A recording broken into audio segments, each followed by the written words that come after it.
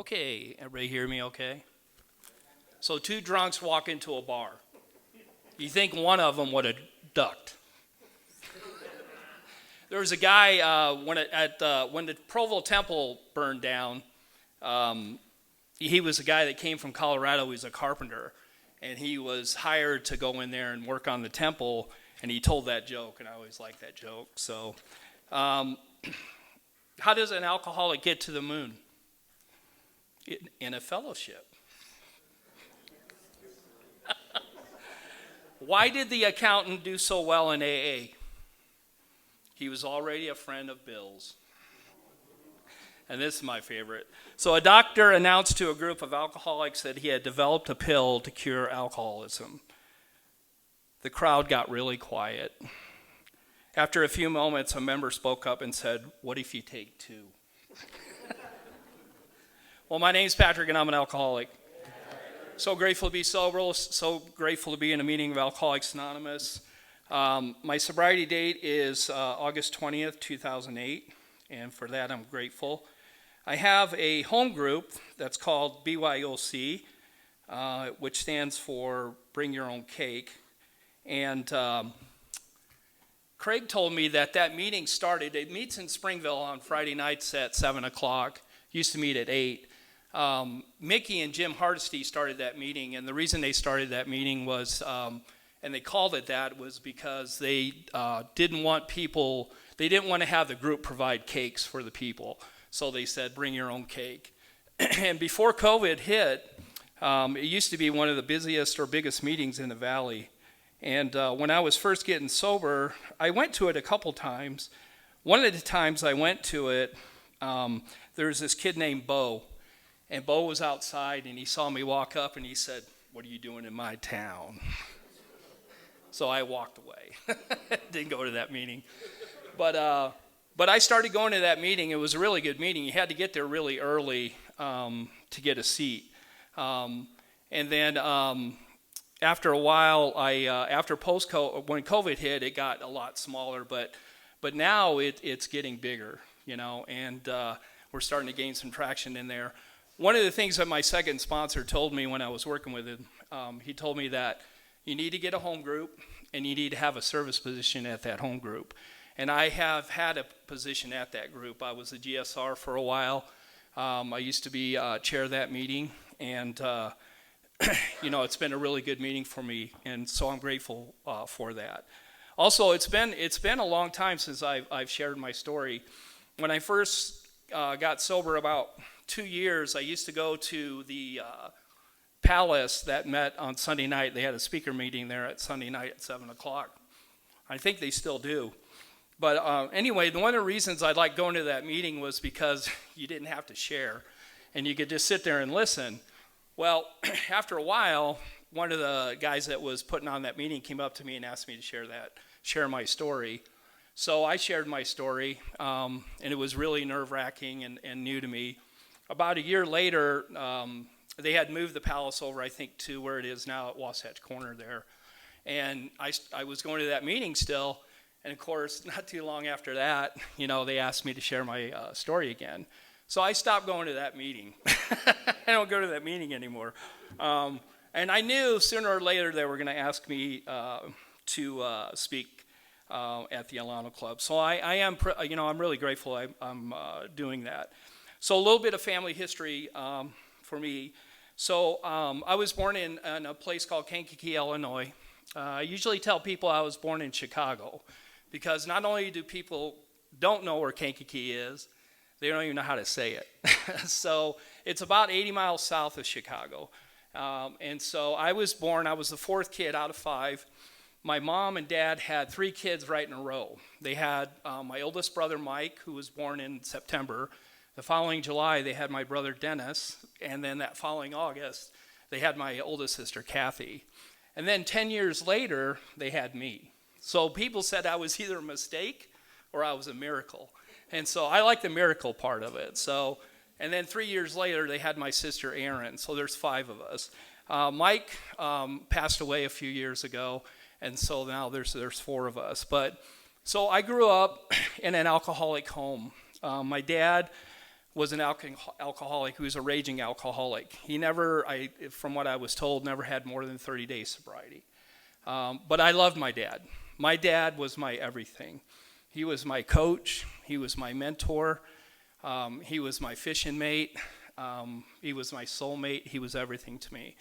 My mom, bless her heart, was this cute. I always tell people I get my height from my mom. She was 4'11".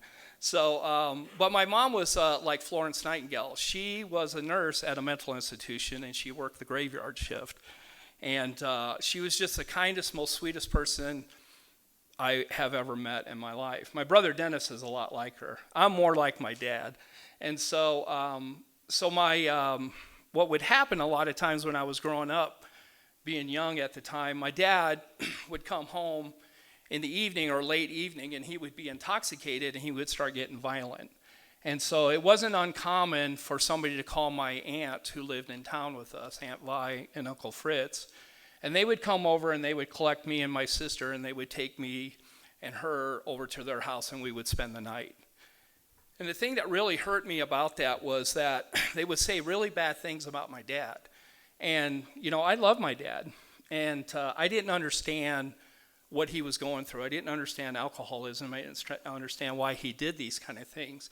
And deep down inside, what I tried to do, because I thought I had some effect on him, I tried to be a good boy.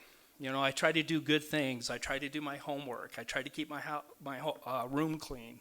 I tried all these things to keep my dad from drinking. And of course, I didn't have any control over that. And, and I would get upset at my relatives when they would say those things about my dad, because I love my dad. So under that is kind of how I grew up. And I also remember saying early on in my life that, I didn't ever want to become like my dad. I did not want to be an alcoholic or a drunk or whatever that looked like. I did not want to be that. So that's kind of what I had an idea. Now, growing up, my dad would keep beer in the fridge, and every so often, he would have me go get him a beer. And growing up in the Chicago area, he drank two types of beer. It was either called Schlitz or Old Milwaukee. And it was terrible, watery beer. And of course, when I would go to the refrigerator to get it, I'd crack it open for him. I wanted to know how it tastes. So I'd sip a little. It was horrible. Did not like the taste. And then I would give him the beer. So later on, when I became a teenager, when I got into basically high school, my friends, my group of friends and I, we were the ones that started to drink. And growing up in the Midwest, especially in the winter, the winters were pretty tough. There's not much to do. We would create card games, and we would buy beer, and we would drink. And what we would do is we would pool our money together, and then we would become mathematicians, and we would say, okay, we've got this much money to buy this much beer. There's 6 of us. Everybody gets 4 beers. And that's kind of what we did. Well, I noticed that if I drank really fast, I could drink more beer. So that's how I started to drink. I didn't drink like normal people drink. I chugged beer because I figured I'm going to get my money's worth, and I'm going to drink a lot of beer. So that's what I started doing. And I would get drunk, and we would do stupid stuff, and this stuff would go on and on. In fact, my best friend in high school, Scott, what he did was he got a job at a bar, and he was in charge for restocking the beers and the liquor, and he would steal liquor for us. He would steal pints in the sock of his pants, and then when he went out to throw the trash out, he would throw the bottle outside, and we'd go grab it and take it with us. Excuse me. So I loved liquor because liquor was quicker, and you could drink that shit and get drunk real fast, and you didn't have to go to the bathroom as much. So I fell in love with liquor. I loved liquor, but we didn't always have liquor, so we had to drink a lot of beer.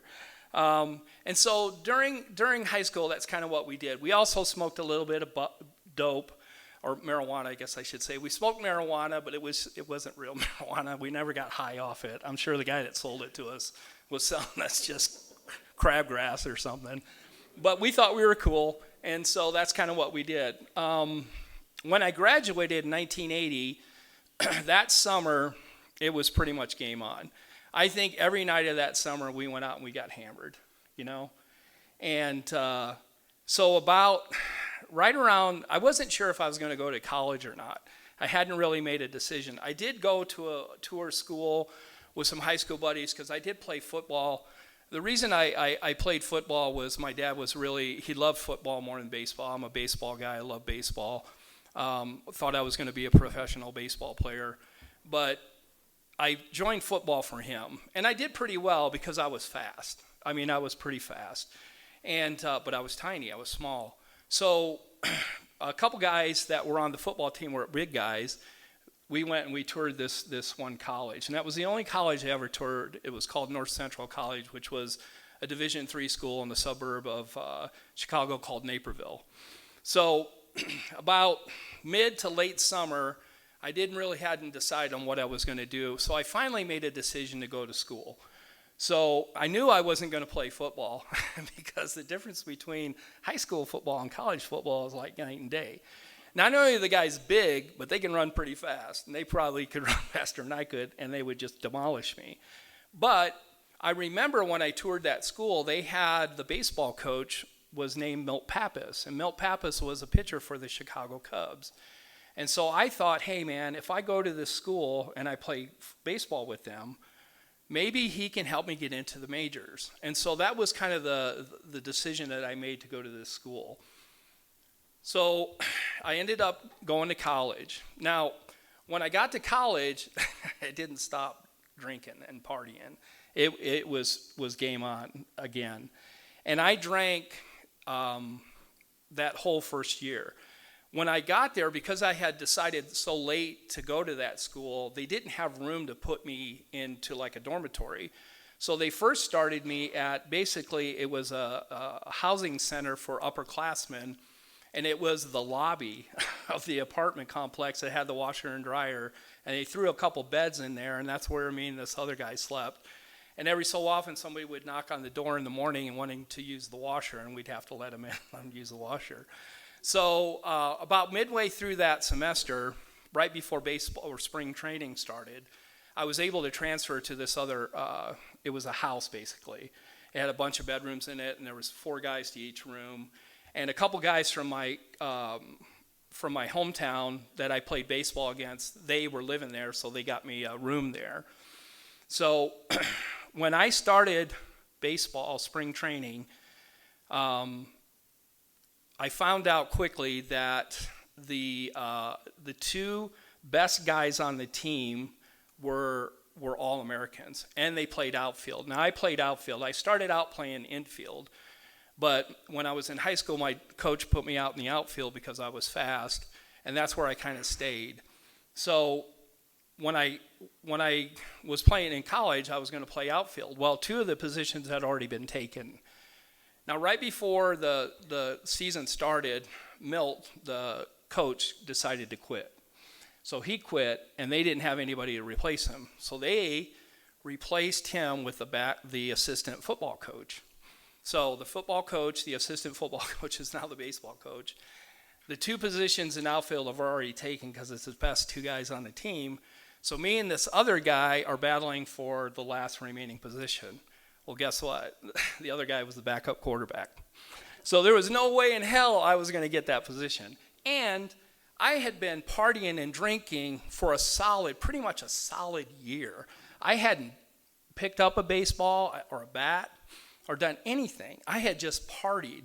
And so when I got to spring training, I was so out of shape. And we were indoors trying to hit. I couldn't see the ball. When we went outside, they were hitting fly balls to me, and I couldn't catch them because I was seeing double. And it was just terrible. So this went on for a few weeks, and I was really struggling. And so it came up to spring break, and the team had already made plans that they were going to go to Florida to play some games down there and get some practice in and that kind of stuff. Well, they had a traveling team.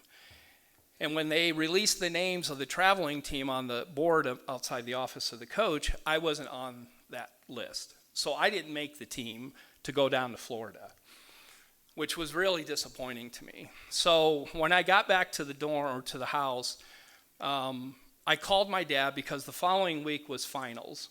And I wasn't going to travel, so I was going to have him come and pick me up. So I called him on a Friday night, and I talked to him, and I told him, Dad, I'm really sorry I didn't make the traveling team. I got finals next week. Is there any way that you can come and pick me up like a Wednesday or a Thursday? And he said, you know what, son, don't worry about it. No big deal. When the team gets back, you can, start working harder and stuff, and you'll make it. You'll get on the team. So I said, okay, Dad, that sounds good.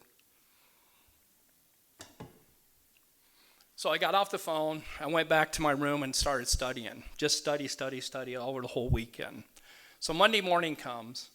Now, I shared the room with 4 guys. There were 2 bunk beds. I had the top bunk on one of the beds. And so that particular morning, all the other guys had already left. I guess they had already left to go to class for their finals. And I was sleeping, and I heard the door open up to the room. And I popped up like out of this dead sleep. I don't know why. I just popped up, right? And I look over, and there's this guy wearing this priest outfit. And he comes walking in, and he says, I'm looking for Patrick McKinney. Or they call me Pat McKinney. They used to call me Pat, and when I got older, I said, I'm too mature to be called Pat, so I want you guys to call me Patrick. At work, they call me Patricio because I work in food, and everybody mostly is Hispanic, and so they all call me Patricio. But this particular guy said, is Pat McKinney here? And I said, well, I'm Pat McKinney. And he says, well, come down, son. I got to talk to you. And I said, okay. So I climbed off the bed, and we had our desk there and a chair, and he pulled a chair and sat down, and I sat down. And he looked at me, and he goes, you know what? I've got some really bad news. And I said, you do? He said, yeah, I'm sorry. Your dad had a heart attack. He died. I said, what? He said, I'm sorry, but your dad had a heart attack and he died. I said, that's not possible. I just talked to him Friday night. He's coming to pick me up in a couple days. What are you talking about? I was already starting to be in shock. I just come out, I was sleeping. Didn't understand what was going on. Didn't understand what he was saying. So he says, come with me. We'll go to the office. We'll call your mom. I said, okay. So we walked over to his office. He called my mom. My mom answered the phone. He gave me the phone. As soon as I heard my mom's voice, I broke down and started crying. Just totally lost it.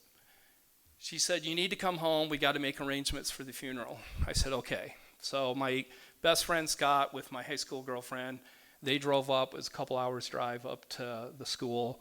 They picked me up. We went back home, and we did the funeral. It's, for me, I was about 19 years old. I've never experienced anything like that.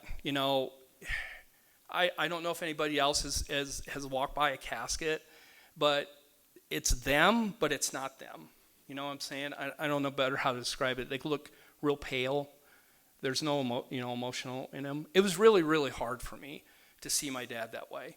And so I stuck around for a few days, and then I had to go back to school. Well, when I got back to school, I had to take my finals. I forgot everything I learned. I had no concept of anything. So I took those tests. I don't even know if I passed them. I don't even remember what the hell happened the rest of the semester. All I know is that I'm sure I drank a lot. I partied a lot. I hid. I did all those things that drinking did for me. And we finished the school year. I went back home. When I got back home, when I went to school, my parents had moved. We didn't own a home when I was growing up. We just rented homes. And a lot of the homes were like farm homes. They were pretty big homes. My parents had moved to another home, and it was a big home. It had upstairs, kind of like an upstairs apartment, and a downstairs. The upstairs had kind of its own bathroom and a little kitchen. So my mom told me that if I was going to live there, I would have to get a job, and I would have to help pay rent because she couldn't handle the rent by herself. And I said, you know what, Mom, I'm not going to go back to school up here. I'm going to go to community college because there was a community college in town. And I said, I'm going to go there. And she said, okay, that's fine. That was a big mistake because all my friends, most of them anyway, were still there. And so all I did was I just kept partying with them. I did get a job at a restaurant, and that's kind of where I started my career in restaurant business. I got a job as a dishwasher. It was the same kind of thing. I don't know if you guys ever worked in restaurants, but they're crazy. There's a lot of crazy people. There's a lot of drugs running around. There's a lot of people partying. All this kind of shit was going on. And I just fell right into it. And then and I started going to school. And I kind of I was between two careers. I either wanted to be a business lawyer or I wanted to be a CPA. I wasn't really sure. There was a couple classes I had took at Northridge or North Central that I had kind of liked. So I started doing that, but I was partying. I was getting high before class. I wasn't learning anything. It was a complete disaster for me. And so about midway through the school year, my chef that I was working with, they decided they were going to start serving lunch, and he wanted me to know if I would work the days along with the nights. And I said, absolutely. And he said, what about school? And I said, that's okay. I'll quit now. I'll get back into it later. And he said, yeah, that's hard to do. Once you quit, you hardly ever go back, which was true because I didn't ever went back to school. I just started working and partying. So this went on for a little while. Probably this was in the summer, so late fall, there was a big yard that we had, and we were in charge of mowing it. So one day I was mowing it, and it was probably one of the last times I mowed. There was these two little ladies that lived next door, sweet little ladies, old ladies, and one of them, after I was done mowing the lawn, she came over and she had like I don't know if it was a cake or some banana bread or something. She had something, and she said, she gave it to me, and she said, I'm so sorry to hear about your mom. And I said, what do you mean? And she says, I heard the tumor was malignant. And I said, malignant? I didn't know what malignant meant. I didn't even know my mom was going to the doctor. I didn't know any of this kind of shit. So I was like, what are you talking about? And she just kind of shooed me away. I went back in. I found out my mom had pancreatic cancer. So about that time, they started radiation because you can't obviously remove the pancreas. And so they started her on radiation. Somewhere along the line when she was first doing her treatments, I think they over-medicated her, and she ended up in the ICU. And that's when I think Dennis and my sister Kathy came out. So they came out. My mom survived because she had a really strong heart. So we're in the doctor's office, and we're talking about this situation with my mom. And the doctor says to us, I don't really see her living longer than 6 months. And I'm like, time out, guys, time out. My dad just died. I haven't even grieved for my dad, and now you're telling me my mom's dying? She's going to be dead? I don't see her another Christmas, nothing? And they go, sorry, that's how it's going to be. So I was spun out. So my mom got out of ICU. Dennis and Kathy went back to California where they were living. My sister and Aaron and I were living at the house. Aaron was 3 years behind me, so she would have been about 16, 17, and she was off running. She was hardly ever at home. I never know where she went, never knew what she was doing, but she was doing something. My mom would periodically be at home, and then she would be in the hospital. Be at home, be at the hospital. So trying to be a good boy, I would go visit her in the hospital. And I don't know if you guys have ever seen this movie called Terms of Endearment. Deborah, I think Winger's in it. Jack Nicklaus is in it. Shelley MacLaine's in it. Her daughter, Shelley's daughter, Deborah, has cancer. And there's a scene where Deborah's in a lot of pain. And her mom Shelley goes to the nurse's station to get a shot for her. And the nurses say they can't give her a shot because they've already given her a shot.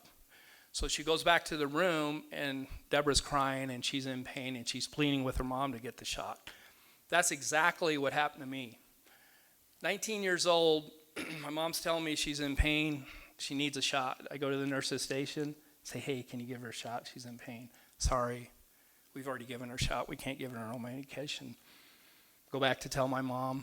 My mom's crying. I mean, I'm helpless. I'm helpless as hell. Terrible. It was terrible. And nobody explained anything to me. So I would go visit my mom like this periodically when she was in the hospital. And then I would go back. And, of course, I would continually be drinking and doing all those kind of things. Right around July 4th, I was going to go out and watch the fireworks. My mom was in the hospital, so I decided to go see her like I normally did. I went there. When I got there, I didn't know this, but she had been overly medicated because she was dying. When I got into the room, she didn't even recognize me. She kept lifting her hands and looking above me, and I was screaming at the top of my lungs, "Mom, Mom, Mom, can you hear me? Can you hear me?" And she didn't recognize me, didn't even acknowledge me. So after about a few minutes of this, I didn't know what to do, so I left. So I went to watch fireworks, got in a big fight with my high school girlfriend, went back home, slept it off. And I think it was early morning when Dennis called me. And he called me and he said, "Mom died." And I said, "Oh, wow." It was a little bit different than my dad. My dad was kind of sudden, but my mom this had been going on for a while, so I kind of knew something was going to happen. But it didn't make it any better. So Dennis and Kathy decided that Aaron and I were going to move to California to be with them and live with my oldest sister, Kathy. And so what we had to do was we had to sell everything in the house. So we put on a garage sale. And the morning of the garage sale, the night before I was drinking, I woke up hungover to people knocking on the door at 8 o'clock in the morning.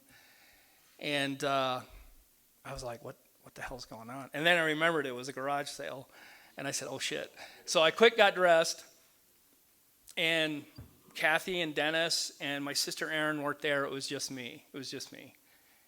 And so I opened the door, and it was like a flood of people just started coming in, just grabbing shit. How much is this? How much is this? Some of the stuff we had put prices on. But most of the stuff wasn't. I would say $5, $10, $15, whatever. And they would just give me money, and they'd take it and leave. Take all the stuff that we had. I'll never forget the one incident that happened. It was my mom's bedroom set. And I was standing in there because this poor family was there. I could tell they were poor. And they asked me like how much the family set was, her bedroom set. And I said something like, I don't know, $100 or something. And they were like contemplating whether or not they could afford it. And right behind them, this guy comes in and says, "How much?" And I said, $100. And he said, "Here, he gave me the $100 and took it." And I felt really bad because I really wanted the other family to have it because I think they really needed it more. But I can't tell you how much it hurt me to see all the stuff of my mom's and ours just being taken away by strangers. It was just a horrible experience. Right around, I think, 10 o'clock or 10:30, Kathy and Dennis showed up. I was so angry. I was tired. I was hungover. I took that wad of money out of my pocket and I kind of threw it at them. Said, "I'm done." And I left. So after that, we moved to California, Aaron and I. And we lived with my oldest sister in Ventura, California. My sister wanted me to get a job at this place called Marie Callender's because she wanted their cornbread recipe. And she thought I could get it for her. And so I went and interviewed, but they didn't hire me. And I went to a few different places. I wasn't really a cook yet. I was mostly a dishwasher that had become to start to learn how to become a cook. Excuse me. But I had some experience. And so I ended up getting a job in the Ventura Marina at this little fish and chips place called Andrea's Seafood. And I don't know if you've ever worked in a marina or a harbor or around a beach, there is a lot of drugs and there's a lot of partying going on. And that was what was going on, except this time it was a little bit different. Some people say it doesn't snow in Southern California. Oh, it snows. There's cocaine everywhere. And I started getting into cocaine. I started doing cocaine. And I loved cocaine because what cocaine did was it kept me awake. so I could drink more. And I was drinking. It was kind of like speed when I was in high school. We did speed. We did Yellow Jackets and White Crosses and Pink Ladies and stuff. But cocaine was different. Cocaine was really wild, and it was just abundant. And so I got into that scene along with my drinking. During this time, the restaurant was just insane. It was just an insane place. And my first wife, Julia, got a job there. She was going to hairstyle classes, and her and I started dating, and we eventually got married. And it was funny because there was like 3 or 4 couples in that restaurant that did the same thing. They met and they got married. And so she and I got married. She knew that I partied and I did these things. But I think deep down inside, she was going to change me. I really did. So we got married, and we waited about a year, I think, or about a year after we got married, we started having kids. I have 7 kids. And the joke I tell is that I have 7 kids, but I only had sex 10 times. So I have a really good average. But it wasn't like I planned to have that many kids. It just kind of happened. I have 6 boys, all have red hair, and then my daughter's the youngest, and she has blonde hair. And we would go to Costco on a Saturday to pick up groceries, and sometimes Julia would dress them all the same color.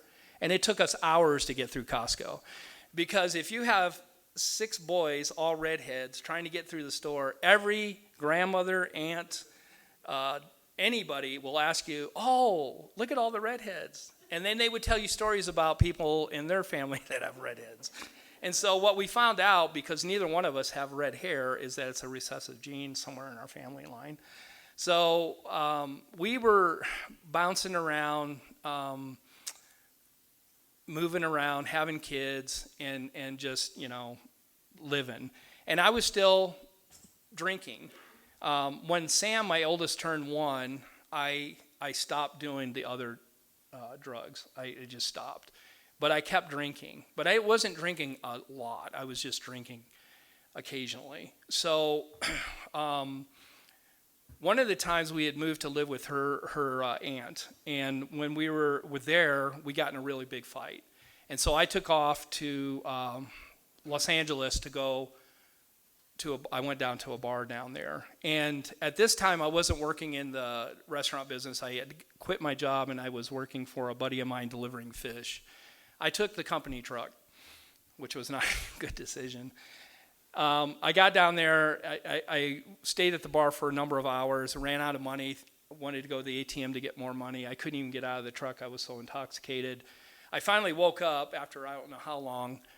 And first thought was, I gotta get home. I gotta work in a few hours, So I start going home, and somewhere along the line, I blacked out. Now, I'm driving, and I think I'm dreaming. I'm probably dreaming, but I don't know. But I swear to God, I looked over to the passenger seat, and I saw my dad. He grabbed the steering wheel, and he yanked it, and I sideswiped the car. And when I sideswiped the car, it made a big noise. I looked up in the rearview mirror, and I saw red lights, and I was getting pulled over. My blood alcohol content was 0.38. I mean, I was almost dead, Those guys saved my life amongst saving other people. I got arrested. The next morning, Julia had to come pick me up with Sam in the car.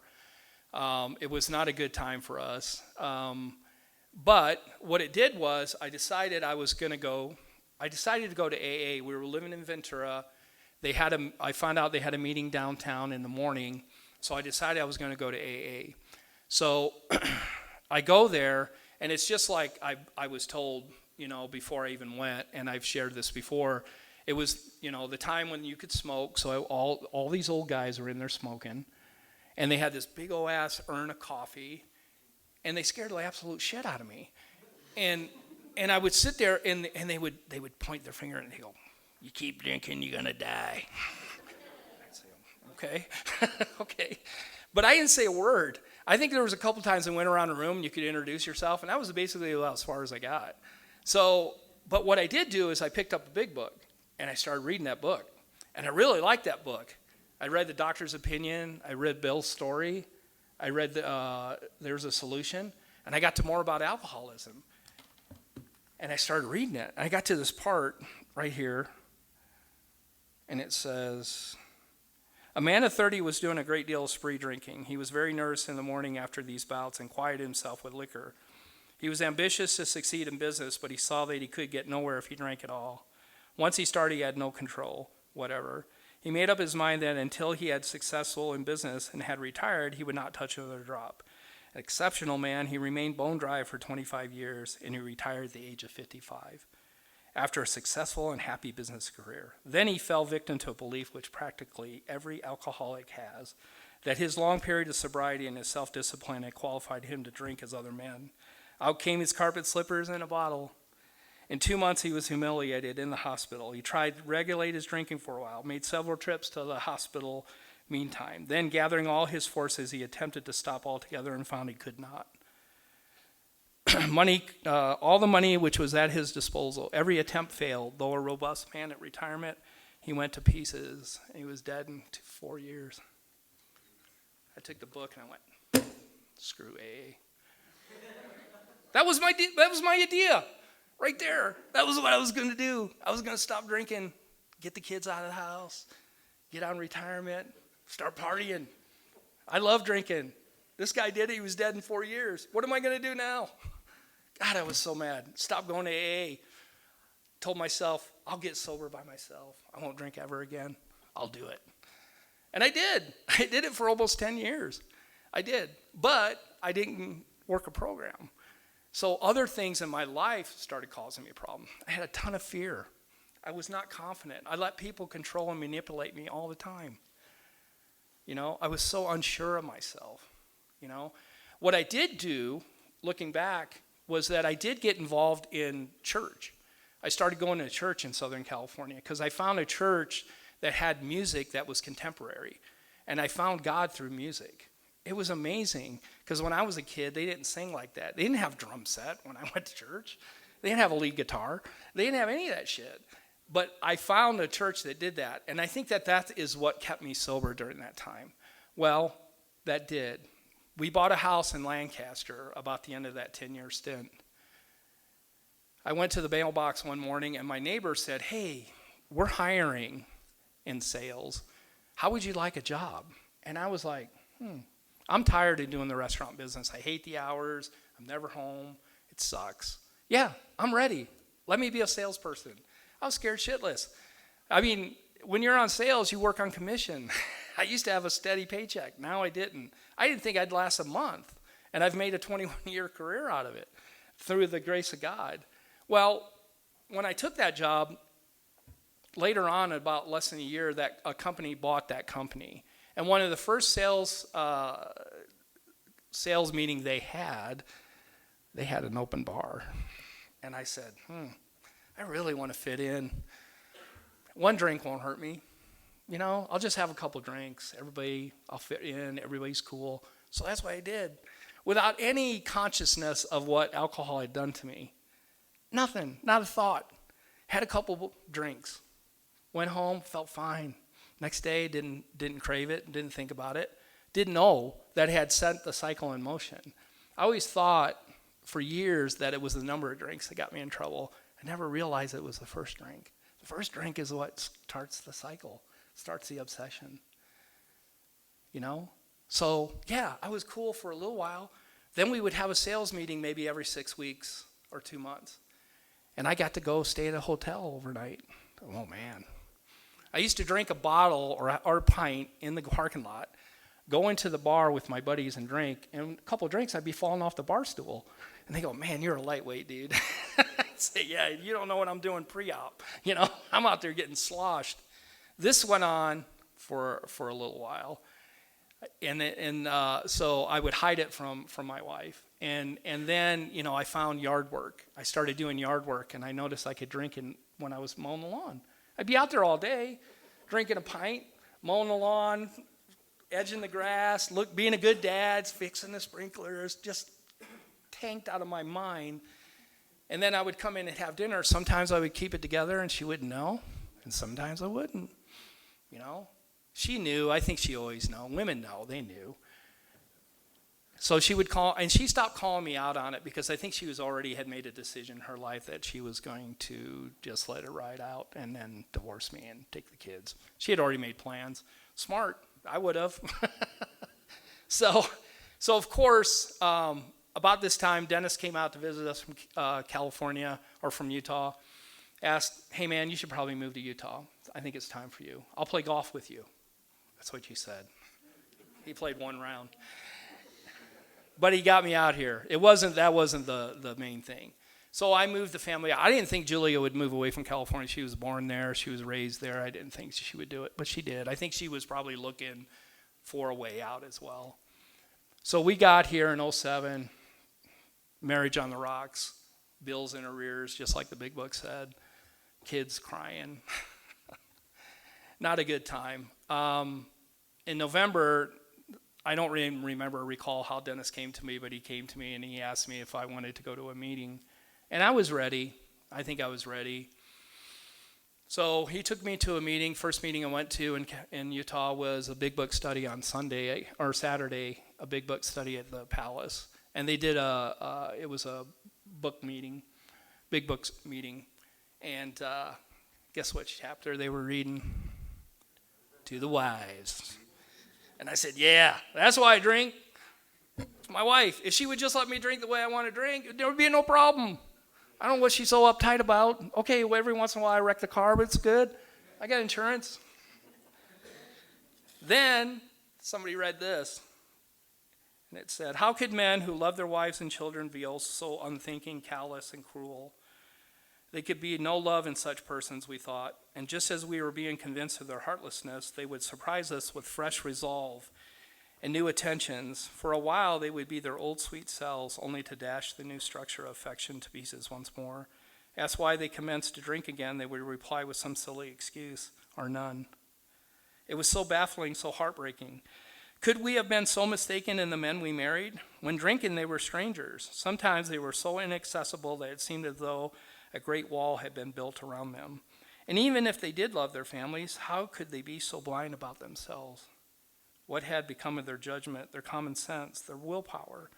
Why could they not see that the drink meant to ruin them? Why was it when the dangers were pointed out that they agreed and they got drunk again immediately? Wow. Yeah, it wasn't her fault. It was me. I was the problem. I didn't think that. I thought it was my dad was the problem. My mom was a problem. My parents dying was a problem. I didn't make the baseball team. That was a problem. I had too many kids. That was a problem. I married the wrong woman. All this stuff. It was the problem. No, it was me. Right then and there, I knew. So I started going to the meetings. I went to at least 2 meetings a day, usually the noon and the 5:30. The 5:30 is where I met some really incredible people early on in my sobriety that I cannot thank enough. I met my first sponsor, Ray I. I started working with him. The first step, I explained my situation to him, and he said to me after I told him, he said, you haven't even worked the first step. I said, dude, I've been going to meetings for months. He said, you haven't surrendered. You got to surrender. Here, write down all the times that what would happen if you got drunk, what would you lose? So I wrote down license, my car, my job, my family. Keep that in your wallet. Pull that out if you ever felt like drinking. Step 2, I'd already had an idea of God. It was through religion. I didn't think I needed a God or to have a new idea of a God. And I sure as hell didn't think I was insane until one day I was talking to my friend Jane, and I said, you know what? My ex-wife thinks I'm crazy. She said, you are crazy. I said, no, I'm not. She goes, come on, Pat. When it comes to alcohol, you'll do anything to get a drink. You're insane. Damn, she's right. I am insane when it comes to booze. Okay, all right, I'll admit it. I'm crazy. I'm insane, okay? So one of the things that helped me with this development of a higher power was what I heard in the meetings through the fellowship. I heard people talking a lot about nature, sunrises, sunsets, being up in the mountains, being in the quiet of the woods. One time a lady described the laughter of children or her baby as being presence of a higher power. Hey, I was in those rooms when those babies were being born. I participated, but I didn't create that. I knew there was a higher power. And so what I did is I used the group, the acronym for God, group of drunks, one of them. That's what I started to use. I redeveloped this idea of a higher power so that when I stepped into 3, I already had this idea. Now, I didn't work step 3 very well early on in my sobriety. It was later on when I worked with Mitch, my second sponsor, where he got me to pray every morning about step 3, the step 3 third prayer, in my own words. I changed it a little bit, but basically I'm turning my will, my life over to my higher power. And I started to see results by doing that. I got stuck on step 4, the inventory part. And I love what Spencer said a while back, because I had heard this early on in my sobriety. Working step 4 is like traveling with a bunch of trash in the back of your car. You slam on the brakes, all the trash comes up to the front seat, and you sit in that shit. I sat in that shit. Because Ray, one of the things about Ray is that he sponsored half of Utah County. And so he was hard to get a hold of. And so when I started working on step 4, I sat in that stuff. And eventually what happened, one day I went to a meeting, an awards meeting for my company. That night, after the awards were given out, everybody went up to the bar. The VP of sales came in, laid down his black card and said, "Drinks are on me." Hey man, free drinks, can't turn that down. So after 9 months, I relapsed. I came home the next day, hungover, kind of like what I was doing before. Julia was in the garage smoking a cigarette. I knew if she was smoking a cigarette, she was pretty stressed out because that's the only time she ever smoked. I said, "What's up?" She said, "I'm going back to California. I'm taking 4 of the kids with me. I'm going to be around people who love me." I said, "Oh, okay. Have fun." She took off, left me with the older 3, and was gone for a few weeks. And I was drinking. I had to take some customers to Crew Fest. I went to Crew Fest to see Motley Crue and a bunch of mans. They were selling beer with oranges slices in them. Never had that. Got to try that. So that's what I did. Drove home drunk. Thank God I didn't get popped, busted. But what happened was I had that head full of AA and that belly full of beer. And that kept messing with me. I was spun out. So I came back in. And when I came back in, there was a guy that I met early on in my sobriety. His name was Len Bell. And he was a good friend of mine. And Len had told me, when I had expressed to him that I had a lot of anxiety, I was spun out, I was having a hard time working so he said, "Okay, let's work the rest of the steps together." So that's what he did for me. We worked 4 through 12. I worked 4 through 12 with him. When we got to 8 and 9, when I worked my amends, the first amends I made was to Julia, my first wife.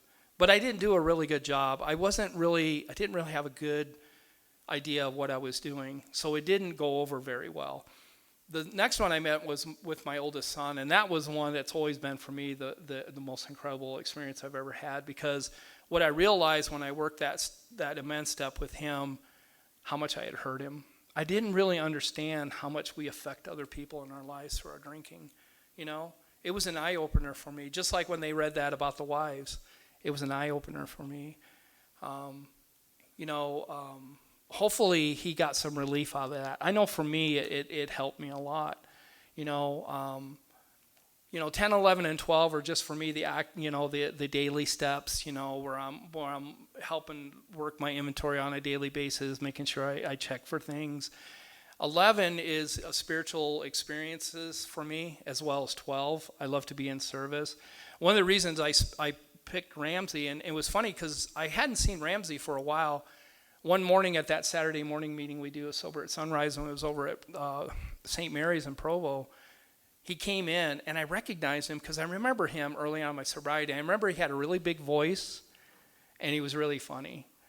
And sure shit, that's what he started. He started sharing, and it took me a while to ask him to be my sponsor. But his spiritual life is something that I have been attracted to. And that's one of the reasons why. And it took me a while to ask him to be my sponsor. I don't know why that happened, but it just was, A couple people that I've met along the way that I wanted to share about. One of them was this guy named Pat. He had the same name as me. When I was first getting sober, going to the Palace at 5:30 meeting, he would come in. He was a big man. He was an Italian guy, big hands. You shake your hand get lost in it. But a lot of times when he showed up, he smelled like booze. He'd been drinking, and sometimes he would stick around and I would talk to him and I would share the message with him. This went on for a while, and then I didn't see him for a while. One evening at the meeting, this lady came in, and we didn't know her. I hadn't seen her before, and when we started sharing, she announced herself as being Pat's wife, and she told us that Pat had died. He died from this disease, and it was the first person that I knew personally that had passed away. So it had a big impact on me, to realize that he was there, and now he wasn't. Months later, my friend Scott over there, I call him Provo Scott because he used to work for Provo City, and I used to bitch to him about all the potholes in the city. It's not his apartment. His apartment's landscaping, but I would always razz him about it. We were sitting in a meeting one evening on a summer month, and this guy named Bruce was coming around, and Bruce had just gotten out of prison, had about 6 months sobriety. He was a funny guy. He was a really funny guy. Anyway, he was sharing one evening, and he was telling us how great life was, and he said something. He said, "What could possibly go wrong?" 3 days later, he was dead. He died of an overdose. And I was like, what the heck? It was insane to me that he had just been here and he was gone, And I've seen that now over the years. People are here and then they're not here. And it's a realization of the disease. There's a guy named Grandpa Don. Grandpa Don was this old guy. He was an old Marine, had over 30 years sobriety, and he chaired a lot of meetings. And he taught me how to chair meetings. He taught me how to guide people in meetings and what my responsibilities was, and he died sober. He was a great guy. My Brantley's wife, Laura, she's another person that was close to me. She came in when she was 19 years old, I think about 19. She was strung out pretty bad. She was real shy, sick, timid. She would come to this meeting that we had in the morning. It was an 8 o'clock meeting on Sunday called the Drunk Squad. You had to be really serious about staying sober to show up at that meeting. She would come, and she would sit there, and not say anything. But she kept coming. Eventually, she started staying sober, and she worked the steps. And now she's turned her life completely around. She's a nurse, married to this guy,